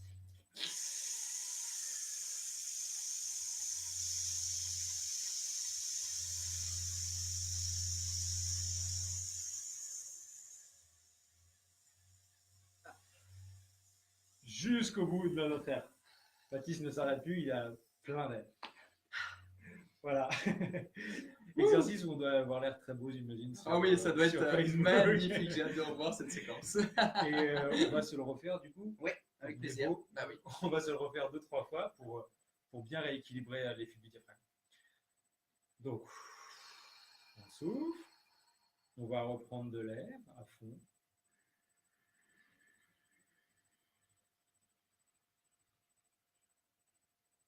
Et on souffle. Alors, vous pouvez contracter les abdominaux en même temps pour garder un peu cette pression qui permet de chasser l'air.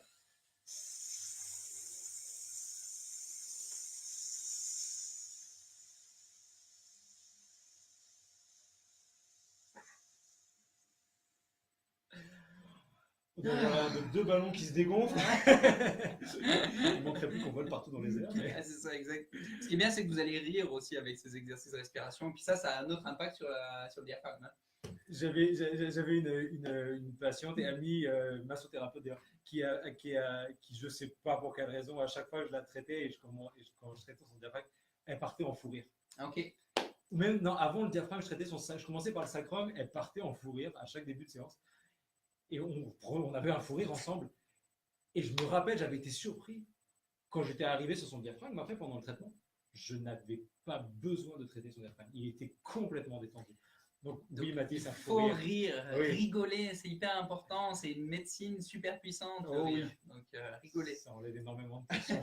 D'ailleurs, les enfants, comparez les enfants, vous regardez le temps qu'ils passent dans leur journée à rire versus un adulte, il n'y a pas photo, quoi. C'est le jour et la nuit. Et ils sont beaucoup plus souples que nous. Et ils sont beaucoup plus souples et ils respirent beaucoup mieux. Vous allez voir, ça Ouais, gonfle ici, dans le ça ventre. gonfle là, ça gonfle. Ouais. C'est une espèce de vague, là, un aller-retour, c'est impressionnant. Mhm.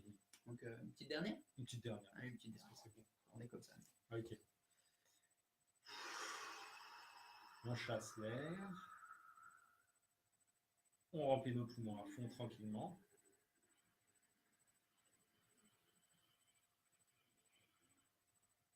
Et on souffle.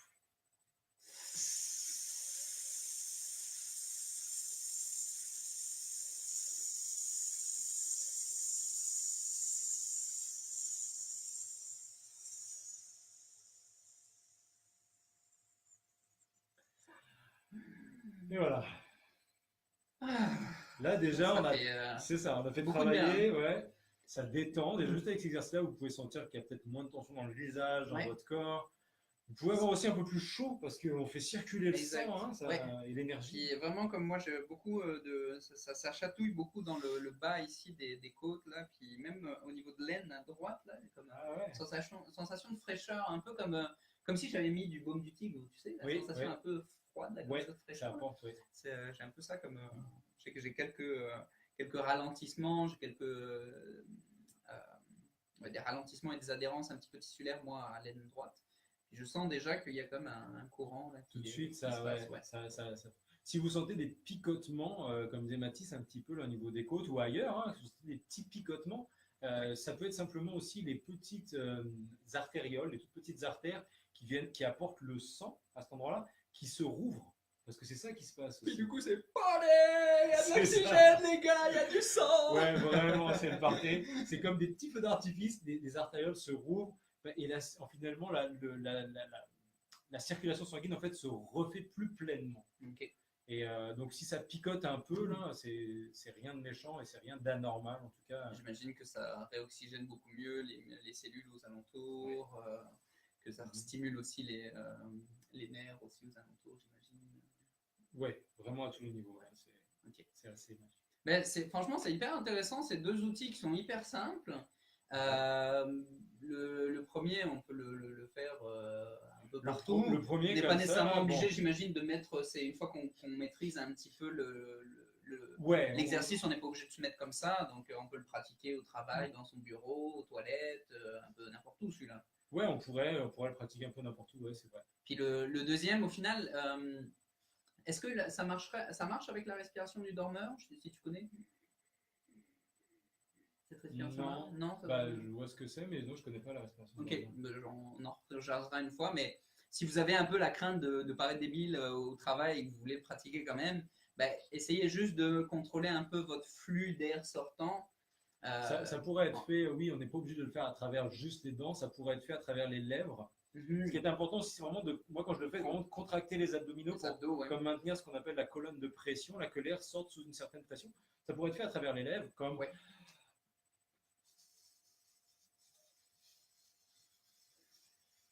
T'as déjà l'air moins débile, tu sais. Non, si vous voulez le pratiquer au travail, on essaye de vous trouver des astuces qui font que parfois, voilà, si vous êtes dans un open space, dans une aire à espace ouvert comme ça, dans des bureaux, ça peut être un peu bizarre de voir quelqu'un faire. Donc, vous pouvez utiliser d'autres techniques, comme par exemple serrer un peu plus les lèvres, contracter bien les abdos, puis vous allez avoir l'air de travailler devant votre ordi, mais vous prenez juste 10 secondes, 1 minute, comme ça, puis il n'y a personne qui entend ce bruit-là que je viens de faire aux alentours. Donc, extérieurement, ça paraît pas trop bizarre. Et ça paraît pas trop bizarre non plus. Donc, c'est vraiment des exercices au final que vous pouvez faire. C'est ça que j'adore, c'est que ces exercices, vous pouvez faire n'importe où. Et c'est des exercices, vous voyez, enfin, j'invente rien, là, je vous donne vraiment mon ressenti. D'ailleurs, je sens plus d'espace dans mon poumon droit, j'ai des adhérents généralement dans mon poumon droit.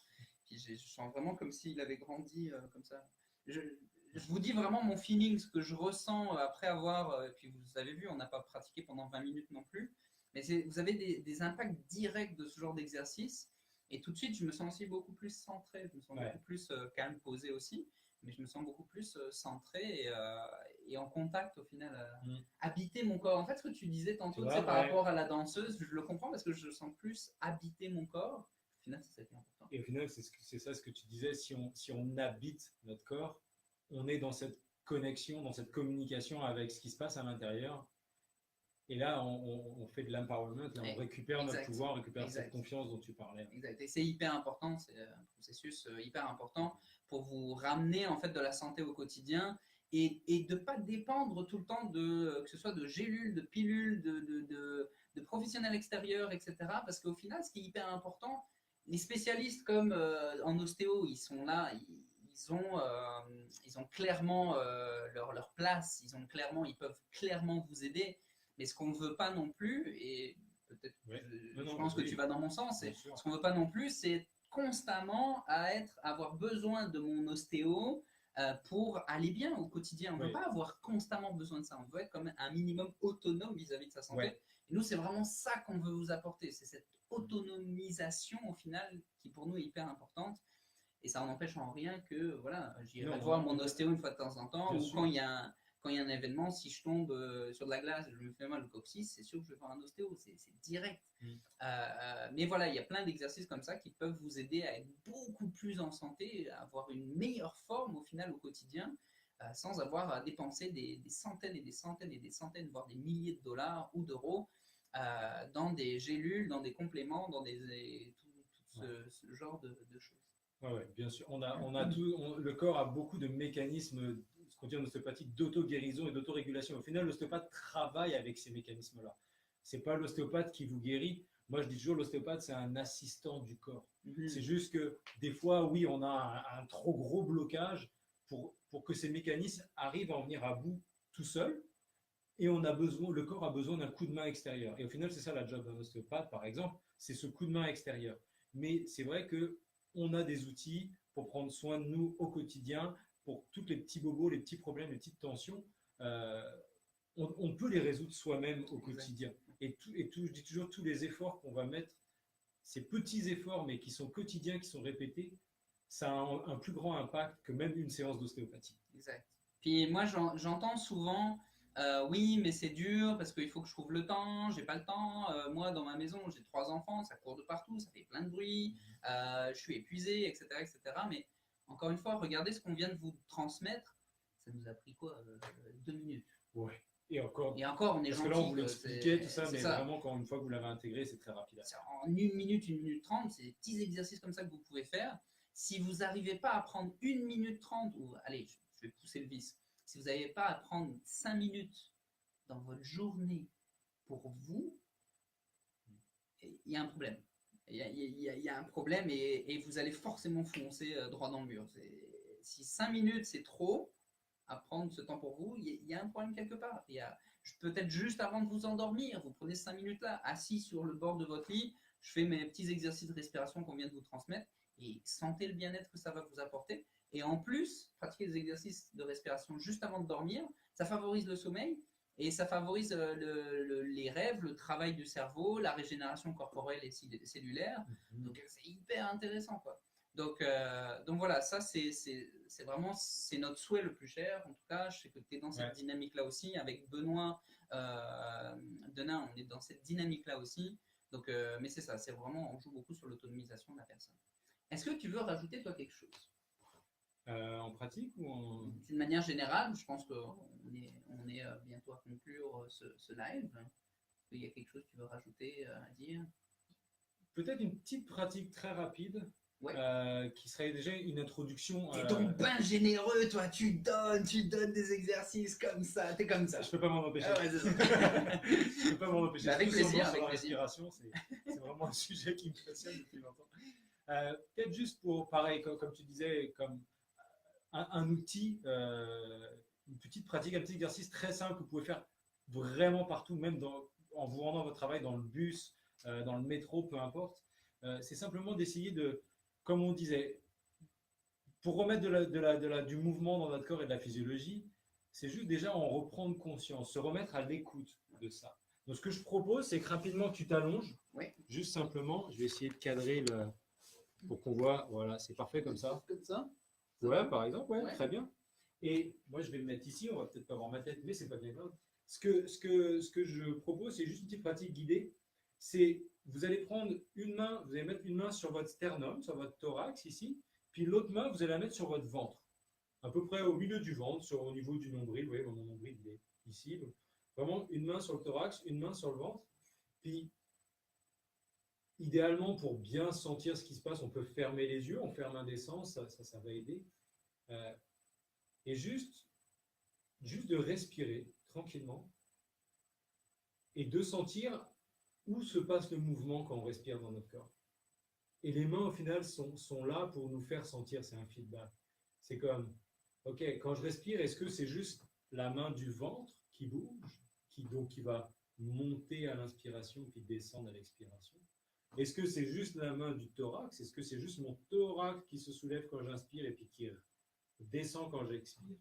Est-ce que c'est un mélange des deux? Est-ce que les deux montent et descendent? Vous voyez, juste prendre quelques minutes, hein, ça peut être, vous êtes assis dans le métro, vous êtes comme ça, là, simplement mettre les mains comme ça et juste prendre le temps de respirer tranquille et juste porter son attention au final sur la respiration. Puis les mains, là, aident en feedback, je trouve. Ouais. On aide à mieux prendre conscience des sensations. Simplement de pratiquer ça, je vous garantis que juste pratiquer à écouter ce qui se passe, ça va déjà vous apporter de la physiologie dans votre respiration. Et donc, est-ce que ça devrait être juste celle du bas, juste celle du haut? Est-ce que... Alors, dans l'idéal, mettons. Il n'y a pas de réponse.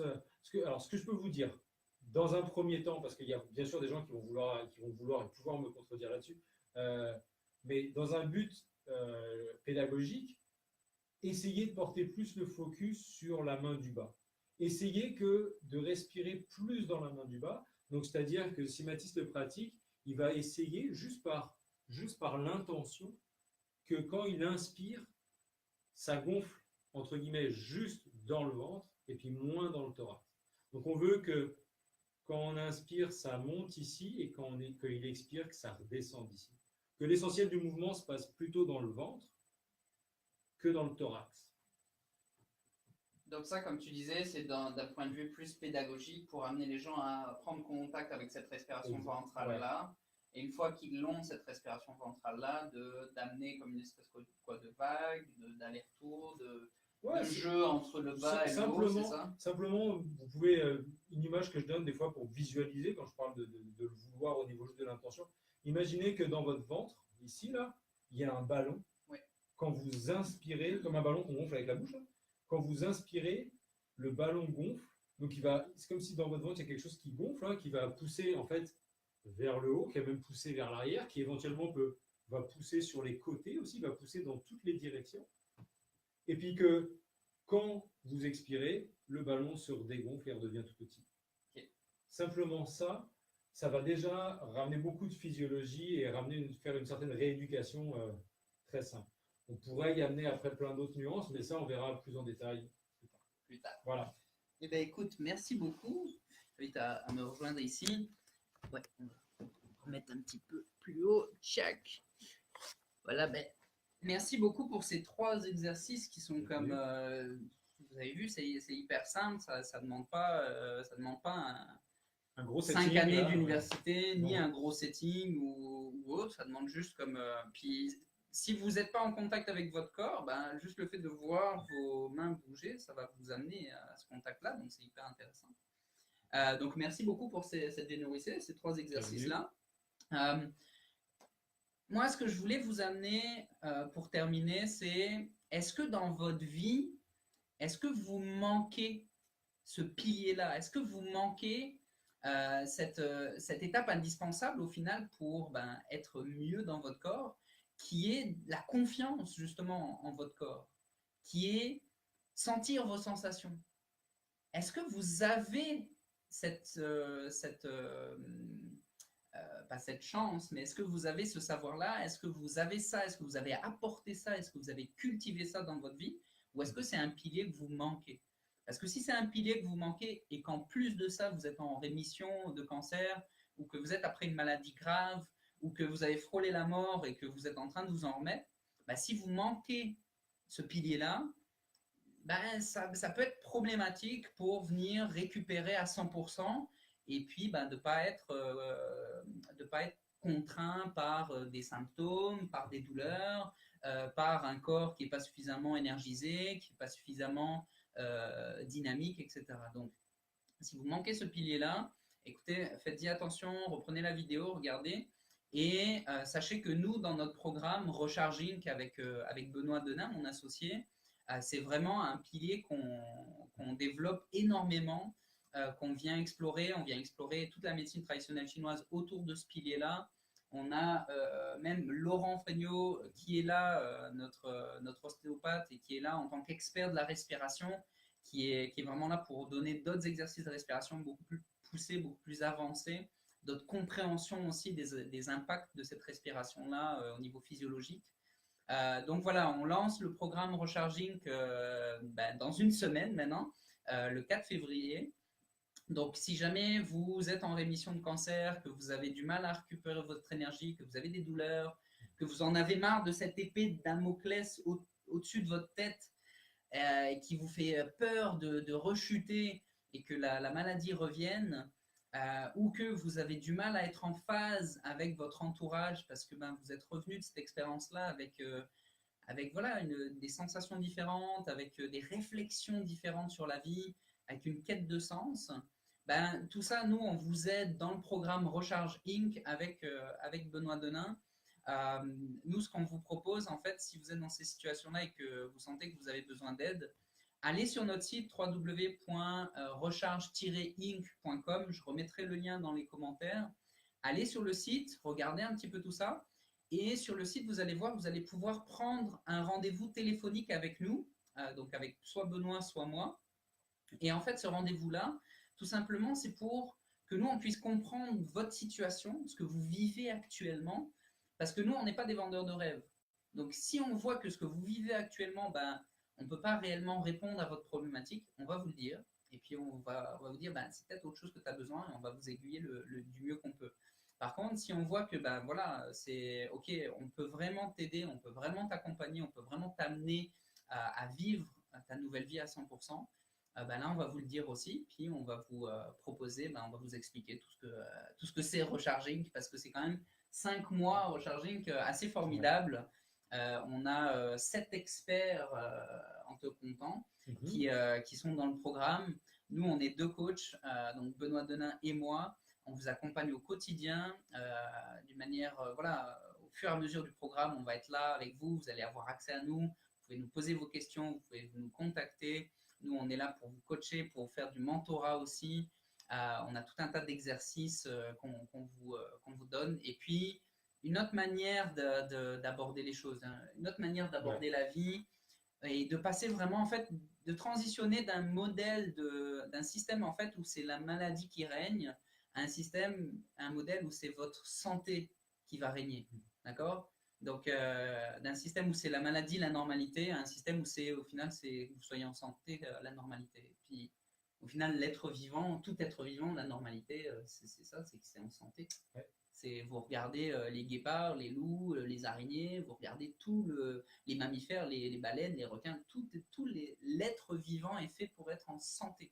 C'est pas normal d'être malade. C'est une situation anormale et qui devrait être très rare au final. Donc voilà, on vous accompagne dans tout ça. Allez voir notre site internet si ça vous intéresse. Et je vous rappelle qu'il y a un live par jour à s'en venir, donc il en reste 4. Un demain, un mercredi, un jeudi, un vendredi, à midi, heure du Québec toujours. Donc si je ne me trompe pas, ça fait 18 heures en France, exactement. Donc voilà, n'hésitez pas à partager l'information si vous avez trouvé ce live sympa. Et puis, moi, je vous souhaite beaucoup d'énergie et je vous souhaite énormément de joie de vivre aussi parce que c'est hyper important. Toi, tu leur souhaiterais quoi? Un bel épanouissement. Un bel épanouissement, c'est magnifique. Je vous embrasse très fort tout le monde et puis ben, prenez soin de vous. Merci beaucoup Laurent d'avoir été avec moi aujourd'hui pour ce live. Merci pour l'invitation. On a été, ça fait un grand plaisir. On a été très généreux, 1h30 de live. Ça sera disponible en replay aussi, donc si jamais vous n'avez pas eu le temps de tout regarder, écoutez, ça sera disponible en replay. Donc en attendant, très belle journée. Et pour ceux qui suivent tous les lives, à demain. Et si jamais vous avez besoin, www.recharge-inc.com. Merci tout le monde et à très vite. Bonne journée à tous.